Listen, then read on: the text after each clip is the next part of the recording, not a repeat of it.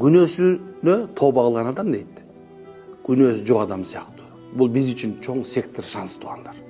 Ушуну аябай дайыма эсиңерге туткула, адамдарга дагы айткыла.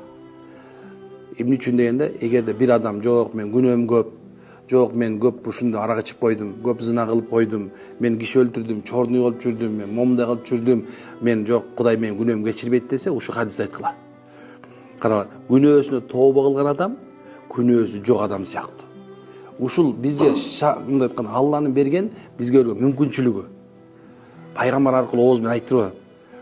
Кандай күнөө кылган болсун адам, эгерде күнөөсүнө тооба кылып, мен ушу күнөөнү мен кылган болчумун, Алла мени кечир десе, болду экен.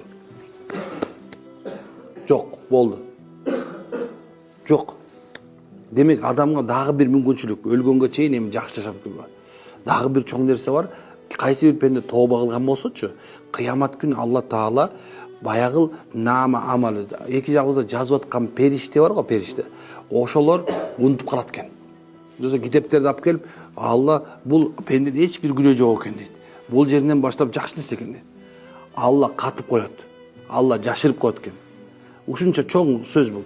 Демек, биз бул нерсени колдонуш керек. Аллахтан. Бирок акылсыз адамдар дейт, күнөө кылып мени Алла кечире берет дегендер акылсыз дейт.